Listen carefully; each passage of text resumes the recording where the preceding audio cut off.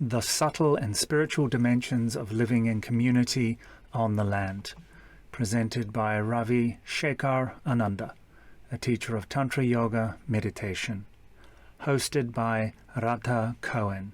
This is ConsciousEarthAlliance.com.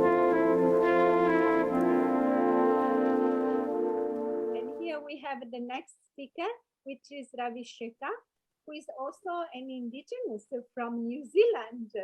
And at the same time, he's a Tantra Yoga teacher. Thank you very much for the introduction. It's a great pleasure to be here and to talk on such a special topic relating to the movement to living on the land, living back in nature, the exiting of the cities that we're starting to see, and the building of communities on the land. And I'd like to just share some experiences in my work over many years now in the yoga field, in the Eastern mystical tradition, and touching a little bit on my experience in the indigenous world in Aotearoa, New Zealand. From the big picture spiritual viewpoint, we have all incarnated in our human life to experience this part of our journey through the creation. And from this mystical perspective, from this yoga perspective, that is a grand creative cycle. We literally call it the cycle of creation. And at some amazing point in that cosmic journey, we arrived in incarnation. And then at another very special moment in that journey, we arrived in our human incarnation. And in a much more recent period of time, we arrived in our current human lives on a small, incredibly beautiful planet. And we arrived at this moment in the journey of that human species where our society has lost its way.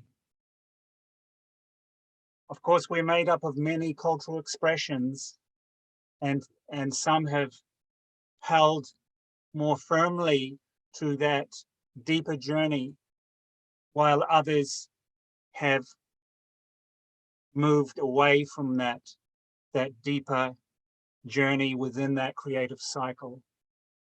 And I think from the big picture view, we're all moving back. We can't sort of go too far off, though we're definitely given the free will to have many experiences. And so within that context, we've arrived at a point where our societies are becoming dehumanized. They're becoming traumatic. And people are now choosing to shift out of cities and shift back to the land. And as many speakers today have pointed out, that's the natural place for human beings in the flow of nature. So when we talk about this cycle of creation, this grand cosmic flow, nature is in that same flow. And so, of course, are we as human beings in that flow. So I think a big challenge for us is, whatever the circumstance of our society may be, that we are finding the means to move in that flow, in that deep inner flow. The word we use in yoga for that is rasa. It is literally meaning this cosmic flow. And the challenge we have is to align with that cosmic flow, prepare ourselves physically, emotionally, mentally, in order to be able to move in that flow in the nicest way. So when it comes to the idea of communities living on the land, especially in the countries where they left the land to live in cities,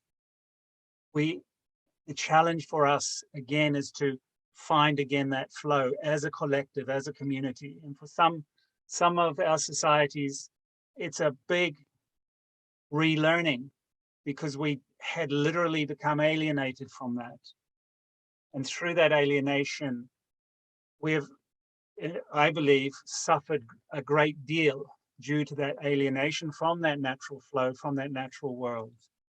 Of course, within the yoga perspective, that's all contextualized within the movement back to the nucleus point, back to the origins, back to that supreme or great consciousness or that great spirit.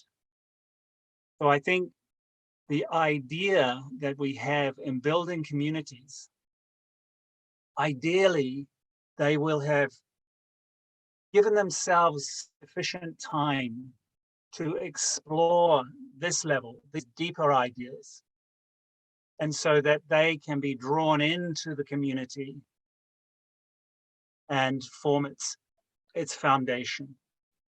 We've heard from other speakers during the weekend of the importance of having that shared vision, that shared mission as a community and creating the community. So what this perspective suggests is, let us remember the greater purpose at work here, of which our incarnation is a fundamental part of. Our human incarnation is providing the perfect vehicle to advance in that cyclic movement towards this great spirit, towards this supreme consciousness. And once, ideally, that we're able to come to a shared understanding that that is what is the deepest part of our human experience, both individually, but also collectively, then we can start looking at the culture of how we honor that. What it's really saying is our community has a purpose, and that purpose is our physical, emotional, mental, and ultimately spiritual development as we journey together as a collective, as a community. And of course, while that community may be a small eco-village or even a homestead, ultimately the community is, of course, the collective humanity, and beyond that, the collective living world. So keeping that idea at this foundational level. Related to this is this idea, again, of flow. The creative cycle is a flow, nature is a flow, our individual life is a flow that we're trying to align with this deeper cosmic creative flow. And then our community aligns also with that collective, or rather with that creative flow. There's a concept that I've learned in yoga about what we call Chantra. And in translation, this can be defined as configuration. So this is the spaces we use. And the importance of having awareness of Chantra, of how we actually arrange the physical, psychic, emotional, and ultimately spiritual space that we are inhabiting in. It's developing that awareness.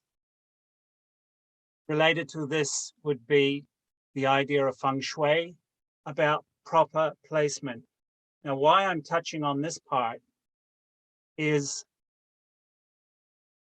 in order for our community to move in that direction towards the subtle, towards the nucleus point, towards the spiritual, we have to be very sensitive to a lot of things, many things.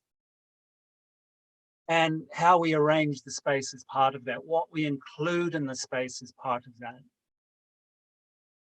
So in the communities that I've been fortunate to be part of, there was always a place for the self-development work,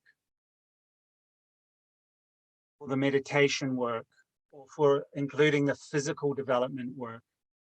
And I think that's an important part of community. And for that to be empowered in the sense that ideally it is a dedicated space. And when we honor a place by making it a dedicated space where that is reserved for that activity, we empower it. And when we enter into that space with that feeling and with that reverence, it empowers it. The psychic wave that we're bringing, it literally vibrates that space. The practices that we're doing, which can be those physical, emotional, mental, and spiritual practices, vibrate the place. So I think that is a key component in communities living on the land that I've been fortunate to be part of over my journey.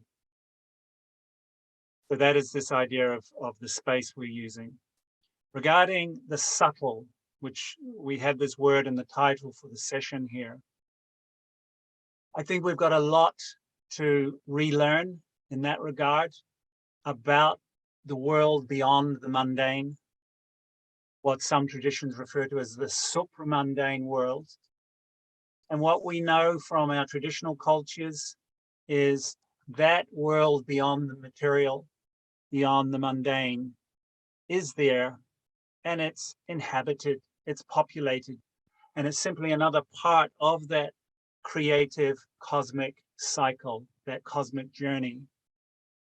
And human beings, or that world, is part of our human experience, it's part of our human existence.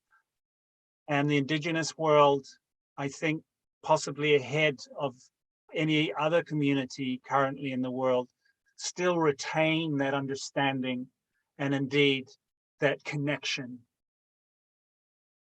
So I think that's another part to bring into the community, that awareness. And again, as I say, we are rediscovering ourselves and the expansiveness of ourselves today. This is a rediscovering for a species, or at least for many cultures within that human species that have become detached from that, indeed alienated from that. In fact, the process by which that happened included colonization of Indigenous people themselves, whereby many, in fact, ended up in cities and detached from that deeper, expansive experience. So I feel that this is another part that can come into community as we live together on the land, as we start orientating to this new emergent world that we're incredibly fortunate to be here, to be part of. And there's a lot of rediscovering, there's a lot of learning how we're going to do this, even within the spiritual communities. I think there's a lot of exploring this. I've been part of communities previously that were very strong on the spiritual and very competent on the physical and the mundane aspects. And I felt they were less aware and engaged with this other level. Yet it is there, and it's part of our human experience in my experience. So that's part of this rediscovery. Then, of course, there is the emotional development of ourselves. And that's both individual, but it's also very much collective. And as some speakers have talked about in this weekend, if that is not approached with proper care, seriousness, and attention, the community can literally break down. And that is simply by way of acknowledging where we are in our collective journey. That's both individual and it's collective.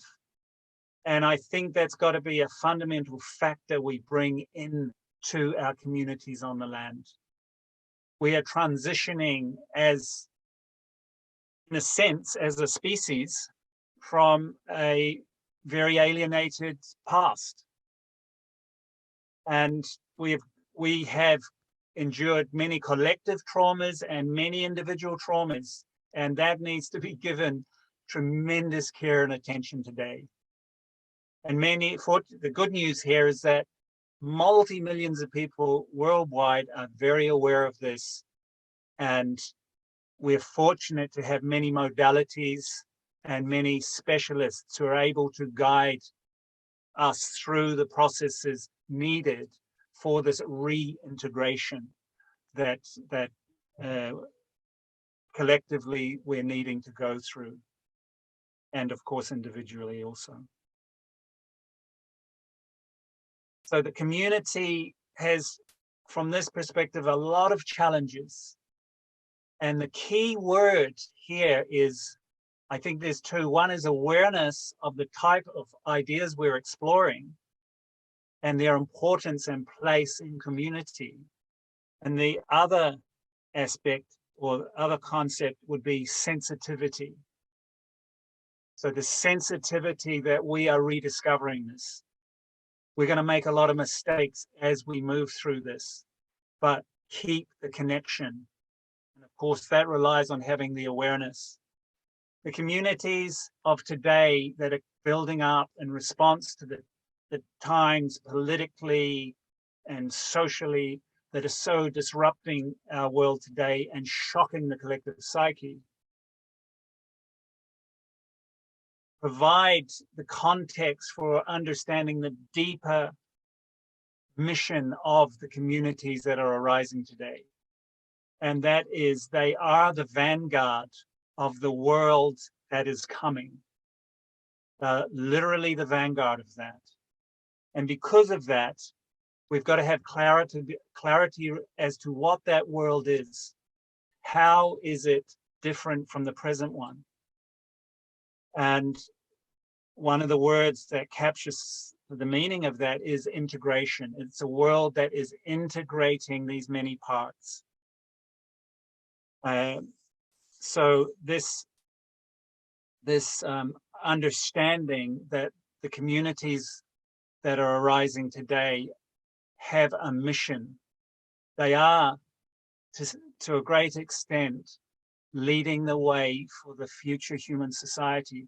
And that carries with it tremendous responsibility in terms of this awareness and this effort to integrate, and the acceptance that we're going to have to learn a lot to do this, and that's okay. And we are going to make a lot of mistakes, and that's okay. But we do need the processes in place, and that emotional integration and balance is a key factor in this, so that the challenges that are going to arise can be worked through in a positive, healing, and inspiring manner. I want to end now on the spiritual aspect. And that again is at one level about include that in your design, in your concept for the community, and give it a space, give it its place in the community, that dedicated space. And it, you know, at another level, the community is a collective of the individuals in it. And in that sense, this deeper spiritual journey that we're all on, both collectively and also individually, has to be remembered. So we have to create the culture where the individual gets that space to care for their personal spiritual journey.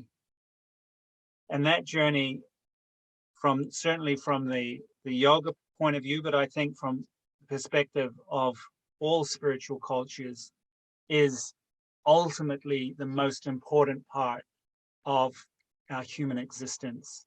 And that is about that relationship that we each individually directly have with that great spirit, with that supreme being, with that supreme consciousness. And when we understand that the greater purpose of all of our incarnations is to give expression to that relationship, and the journey ultimately is that relationship, culminating in that state literally known as yoga, as the union between the individual consciousness, the individual spirit, and that great spirit, that supreme spirit, that supreme consciousness. So that's by way of remembering the ultimate purpose isn't to live in community. The ultimate purpose is for the community to support and nurture each of its members in their deeper journey. And fortunately, the collective plays a great role in doing that in terms of those, the sharing of those collective practices. So these are some thoughts that came to my mind. I'd like to share something now. It's from a spiritual song by P.R. Sarkar, and I'm only going to read the English translation. And I feel it captures a little bit of this spiritual aspect of the journey. You felt the restlessness of my mind and came near. You recognized this tiny stream rippling with vitality and drew it close. You let no distance remain, as if you bound this microcosm in the bonds of compassion. O vast ocean, you have fallen in love with this tiny drop.